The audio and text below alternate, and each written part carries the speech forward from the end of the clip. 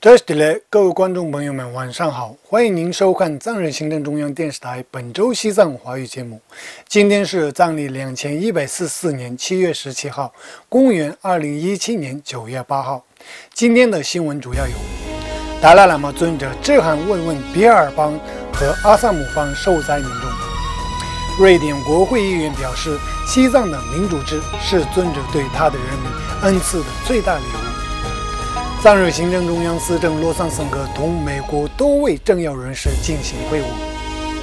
司政在美国墨西哥展开一系列的参访行程。流亡藏人足球队将参加独立足球联盟世界杯足球赛。下面请看详细内容。日前，印度比尔邦境内发生洪灾，导致上百人罹难。西藏精神领袖达赖喇嘛尊者向该邦首席部长致函，为此次受灾民众表示慰问。达赖喇嘛尊者致函比尔邦首席部长尤特么库马尔以及阿萨姆邦首席部长萨尔班达桑诺尔，对近日这两个地区发生洪灾造成生命与财产损失深表同情与哀悼。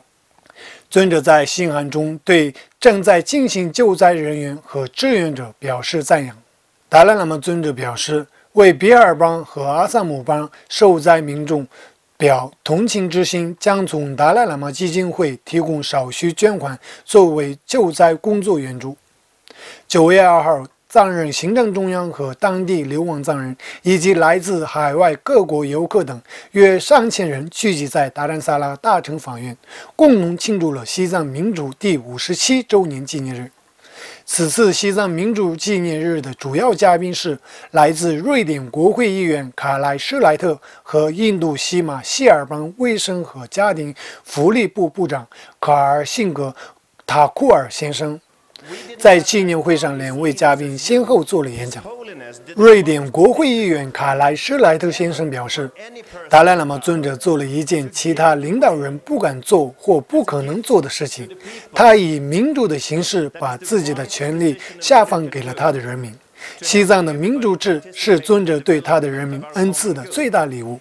达赖喇嘛尊者在全球被称为世界和平导师，世界各国政治领导人应该以他为榜样，为世界和平做出贡献。随后，西马希尔邦卫生和家庭福利部部长卡尔辛格塔库尔先生在讲话中提到民主的重要性。他表示，民主制是政权的最佳形式，这种政体是以人为本。通过这一机会，我们可以选出更适合执行政府基本职能的候选人。卡尔辛格指出，西马希尔邦将一如既往地为本地区流亡藏人提供各项援助，并支持西藏人民尽快实现西藏自由。此外，本月1号，司政洛桑森格在位于美国加利福尼亚州洛杉矶洛约拉玛丽蒙特大学的师生发表了演讲，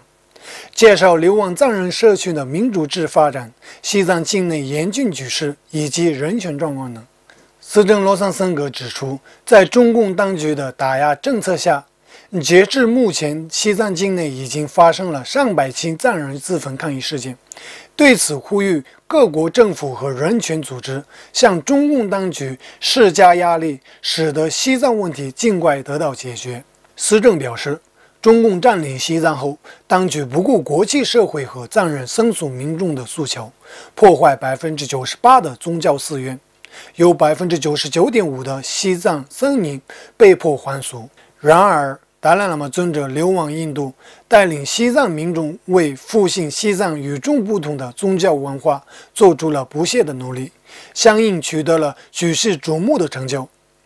司政罗萨森格最后还强调，西藏的环境不仅对亚洲各国有着密切的关联，甚至影响到整个欧洲。因此，司政罗桑森格呼吁各国领导人要认真应对这一问题。9月3号，司政罗桑森格出席了由国际西藏网组织在墨西哥举办的北美地区支持西藏会议，并向与会各界人士发表了演讲。司政罗桑森格首先赞扬了与会所有支持西藏团体以及援藏人士长期以来对西藏的自由事业做出的努力，并指出西藏问题能够在全球社会得到广泛关注，这离不开包括上述支持西藏团体和人士的鼎力支持和帮助。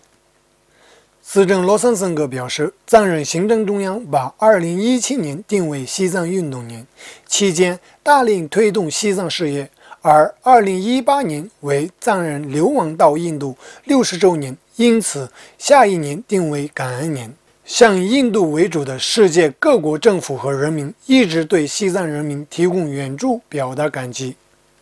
会议主办方国际西藏网组织举办此次会议的目的是加强展开新的声援西藏活动和传播西藏问题。与会的藏人行政中央驻拉丁美洲办事处代表次旺平措先生在当天的会议上就拉丁美洲地区的西藏运动状况以及藏人行政中央在该地区相关活动等方面做了介绍。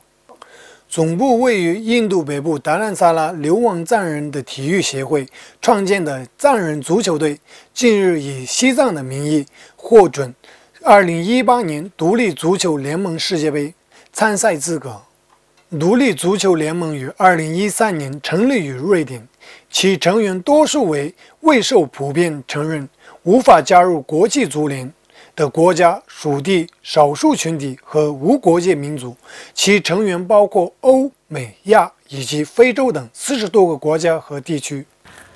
独立足球联盟世界杯将于2018年5月31号至6月9号在英国伦敦举行国际足球赛。流亡藏人体育协会日前宣布，已经有6支球队获得参赛资格，其中包括有西藏队。观众朋友们，藏人行政中央电视台本周西藏华语节目到此结束了，感谢您的收看，我们下周星期五再会，祝你有个愉快的周末。